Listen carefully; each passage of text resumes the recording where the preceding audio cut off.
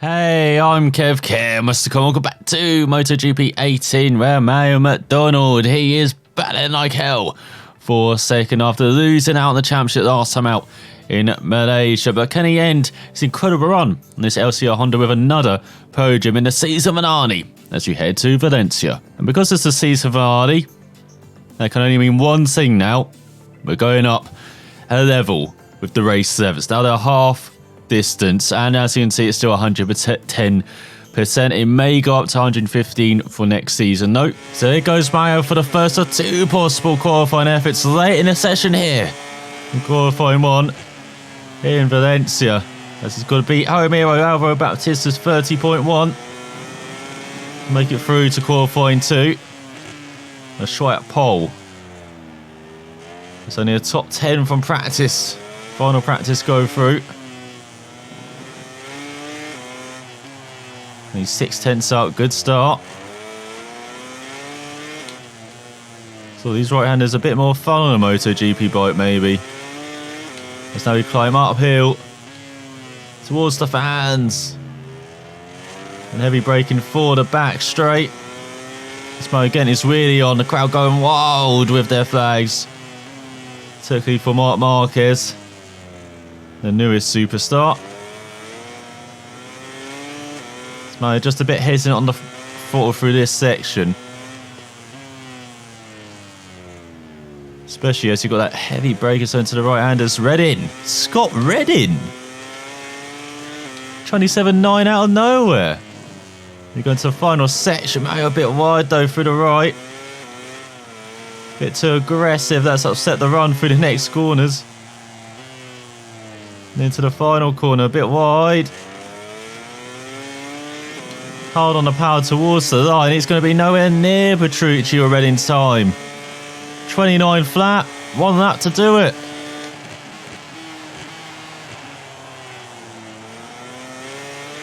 Looks like the first corner. Bit wide on the exit. Once again, heavy braking into the left. This is what Valencia is. Traction zones mostly. As you attempt down after the first sector. Bit sloppy. That's better on it through the right on the power earlier. Look at these. Nice and smooth on the power as well through the left. That's nicely done. Still a 10th down though. Nico Pedrosa 26.9. Danny making us not forget that he's one of the Spanish contingent as well, right up there. He's going to the final sector. Mario right there, thereabouts. No. 9/10 down. Slide through the final corner. Having the short shift up as well. Into the final corner, hit the apex, get on the hard on the power.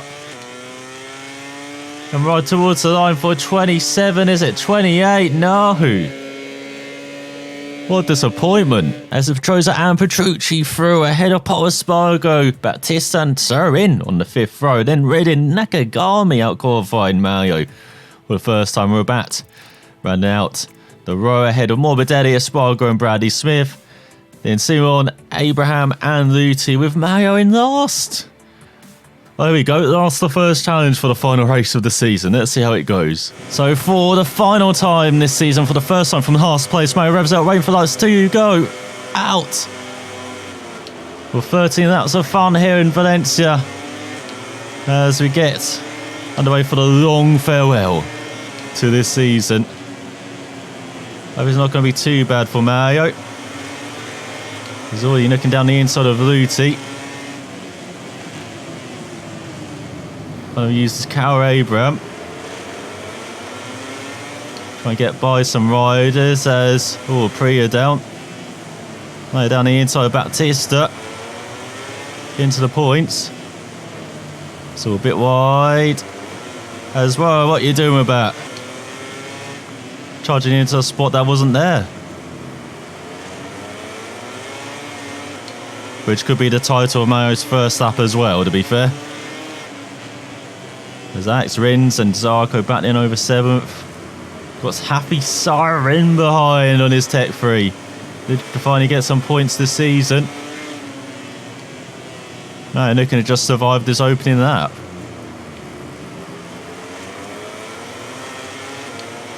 As he got Aononi and Petrucci battling over 10th. Got Paul Spargo on the KTM in front. As away you go, Mayo. Just a left-hander back there. Just about finding that corner. As it could be a bit rough for Mayo these first few laps, as normally he has the soft tyres on, but with the race being a bit longer, he's got the mediums on. So I don't know if they take time to get going. We're in a bit of an unknown here on these tyres. As hello Danny, where have you come from?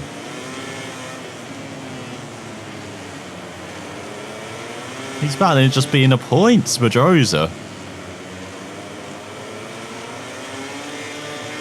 Trying to put his nose in there where it doesn't belong. Now you're trying to ride and Danny's just putting half a bike length in every corner. That is not helpful to either of them. Probably a bit better, Danny, and now he's just punting Mario. We saw Mario just about holding on to the bike.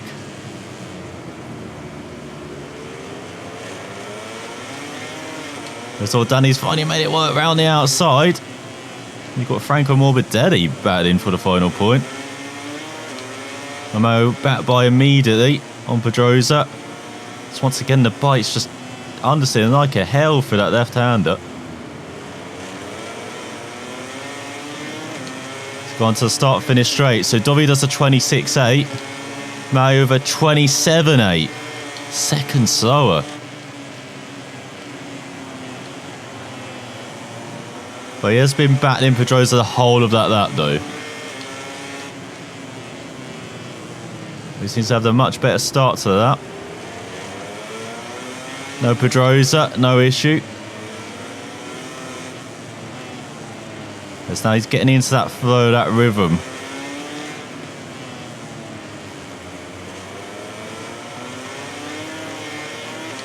And try not wheel spin too much as well with this bike. So he's catching back up to the KTM. Definitely the first target is a top 10. Yes, hello, Danny. I thought you'd gone away.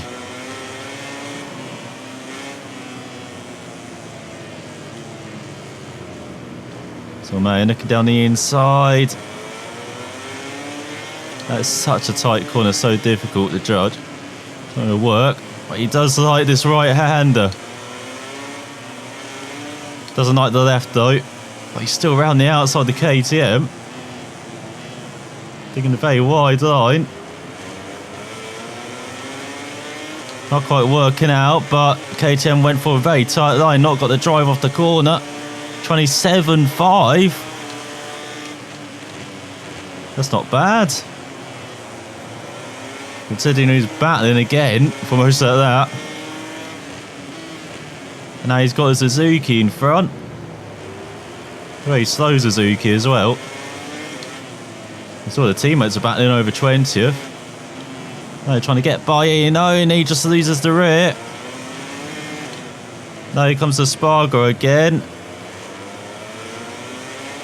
That one mistake is going to cost him maybe a second if he doesn't get by the KTM quickly. Oh, he's got the toe down this back straight. As well, Paul. Don't be cutting off someone in a fast left-hander.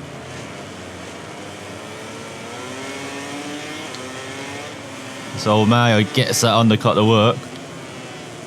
Now we're right behind. He's gone a bit wide. There's a little tempting look. Doesn't just shove half a bike down the inside of Iannone though. He's got just under 10 laps to go as well. How about into the final corner? Oh no! But he hasn't pissed off a Suzuki rider so far this season, so let's just hand him to the list. The Xavier Simmons up to 17th. Bit of a crazy opening here. So for Mayo, top 10 in front. It's going to be one of his former teammates. The guy who's riding alongside at the beginning of the season. But boy, did that relationship go sour pretty quickly. So once again, just messes up. Recording in the first sector. It's all poor braking to the right. Let's allow Pedrosa and Espargo by. Mamayo back by. Pedrosa is out. Pedrosa, Espargo is out. Pedrosa by. What are you doing, Daddy? Mayo's gone onto the grass.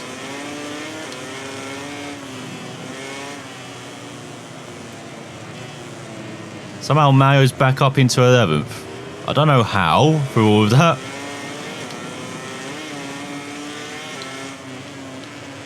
There's Petrucci around the second in front. These are when the tyres are starting to switch on as well. Mayo's trying to switch off though by going all over the place. Going to the final corner. Nicely hitting that apex, but this is going to be a shocking that. 28.5. 1.4 seconds behind the Pramac in front.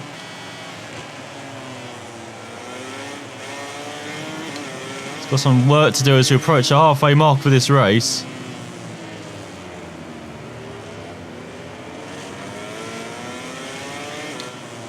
As Ian only on the comeback trail after this clash.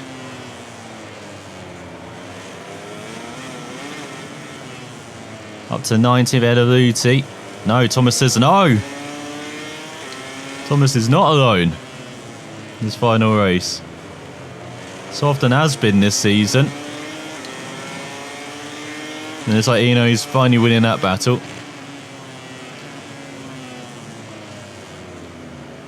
Smo in the rhythm. We'll say that.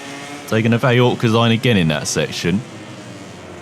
That's the one section where he's really messing up on this up.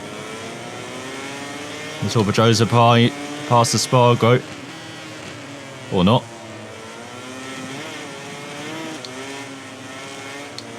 He's 1.6 back. Into the final corner. Where are you going, bike?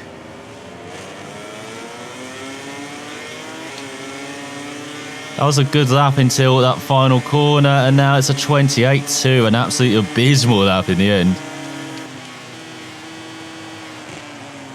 Needs to be doing 27s if he wants to get a top 10.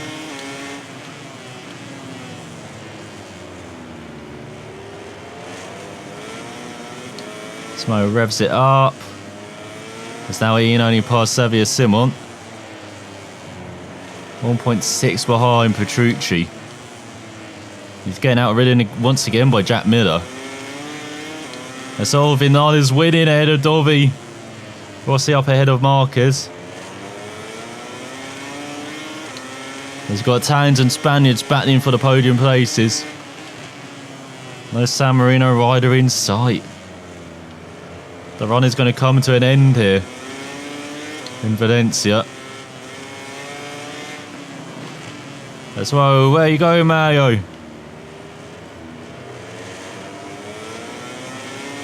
That's about making that work. He's still not shaking off Pedrosa and Espargo. That's the shocking thing about this. But he should be getting stronger in the second half of this race now.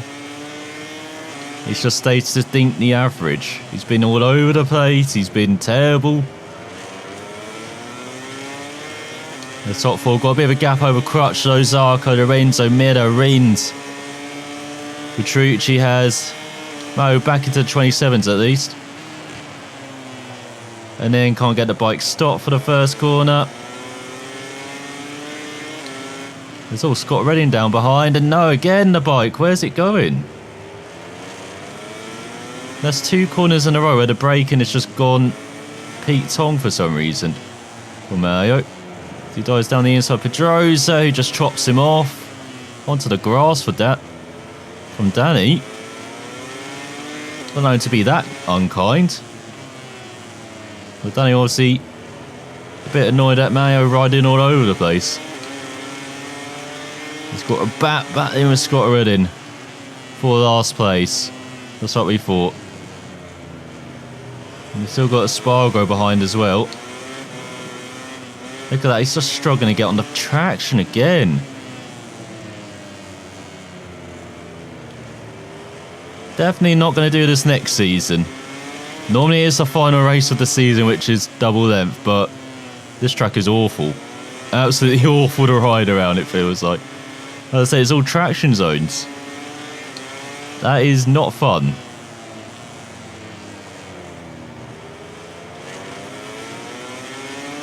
Especially as you can see, we're just struggling to keep up. Another 28.8. Might as well retire in the off-season, Mal. You're going to produce that times like that.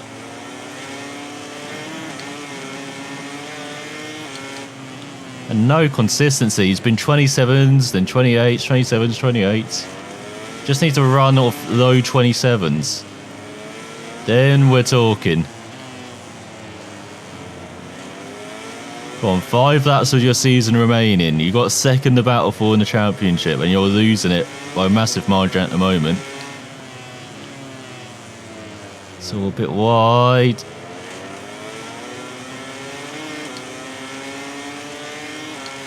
Just struggling. God, what a sorry end to the season. Well, we definitely just go random, I think. Doing these double length races. Like, Valencia, as I say, just not fun circuit to ride round. Yes, that would be the same for probably all the Spanish circuits, actually. Aragon's probably the circuit like the most, but is actually the most difficult, apart from Valencia, against opponents, so that rules that out. Now, Catalunya had a good flow, and then they've kind of butchered it, making it a half F1 track, half normal track, so...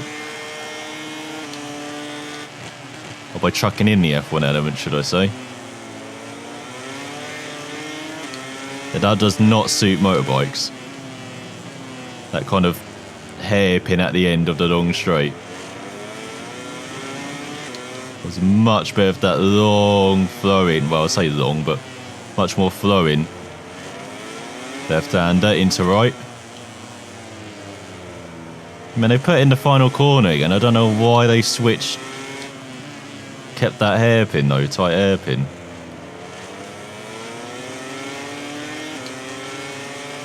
Probably because of safety, I guess. And probably a lack of runoff in that corner, but still. That corner's caused barely any issues. I remember. I can understand the final 2 corner. I can understand why F1's done it, because they used to have lots of crashes out the final corner, which were terrifying. I think the last straw, from what I remember, in 2002, I think it was like Alex Young or someone, or 2001, crashed out that final corner. He's like, yeah, we can see it's probably time. I know they've dressed up putting that final chicane in as for overtaking F1. Absolutely ridiculous. We all know it's for safety. Just not everything is for overtaking now. Or everything actually is now for overtaking. Apart from having aero back in 2017,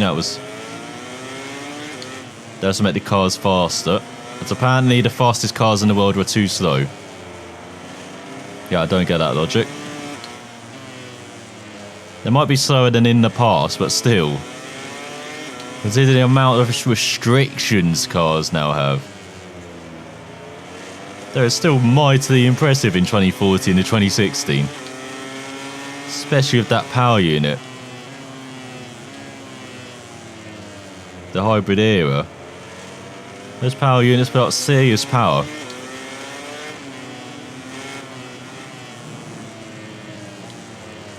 Like at least around, what, 900 brake horsepower now?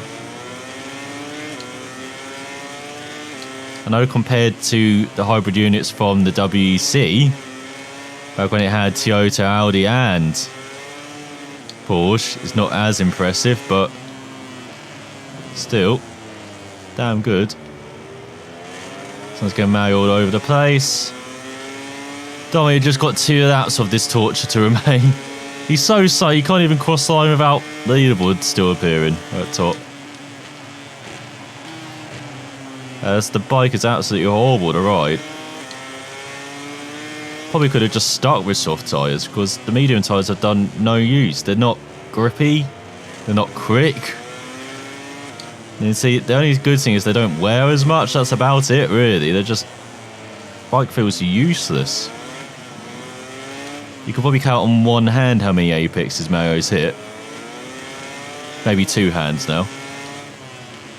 That's how poor this bike has been to ride in this final race of the season.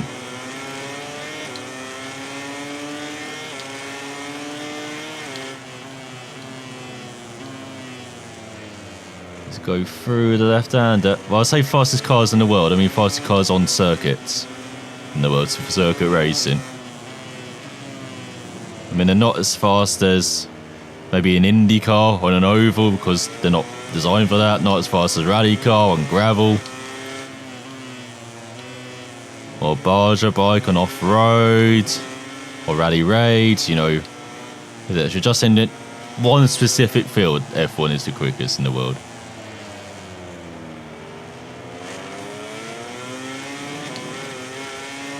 There's Sarko just missing out on number 5, just missed out on 5th.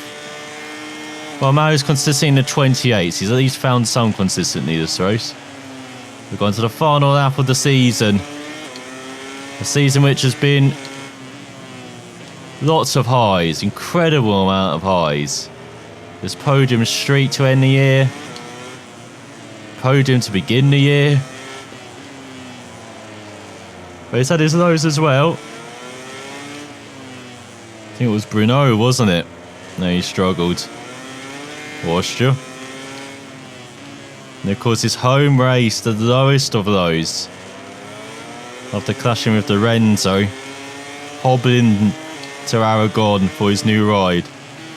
Didn't miss a race of the season though. Still affected by that injury, still just about 30 strength now. Heading into the off-season, which we'd be working hard at. So one of the top 3 best riders in the world. The top 3's nothing, it's always about being the top 1.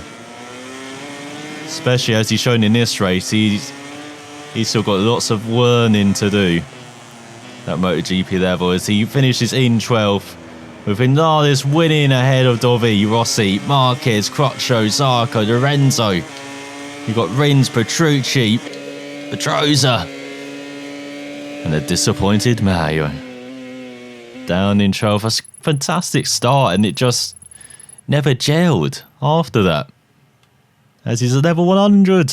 We made it. So it's Vinales by 1.4 seconds ahead of Dovizioso. I think he's grabbed second in the championship for Mario as well. We'll check that out at the end. Then Rossi winning that battle ahead of Marquez in the end, actually catching up to Dovi as well. Yaman looking very strong round there.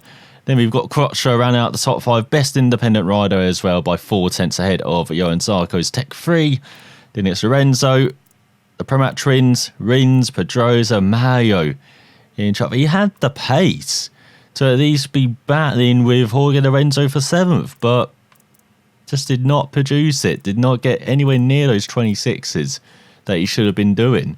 I think he set that fast up as well on that 3 or 4. That shows how poor his race was, where he should be getting quicker in that middle section, but just did not happen. Then you've got Espargo, Bautista, and Ian only managed to grab a point in the end by 8 tenths of the Surin. Denied the Tech 3 boy's dream. Oh, poor Haffy. With Morbidelli beating out teammate Luti, as the Mark VDS pair having a decent final race of the season. Smith, Abraham, Alicia Spargo very disappointing again. Rabat, Nakagami, Scott Redding, Savio Simon in last. So the championship is confirmed. Dovi wins ahead of Vinales, who grabs second ahead of Mario in the final race of the season by 8 points. And then Marquez in 4th. Rossi Zarco, Petrucci, Lorenzo. Guaccione wins, rounds out the top 10 ahead of his teammate Iannone by just 11 points. Look at Jack Miller in 12th. Just 18 points behind Petrucci on a year older bike.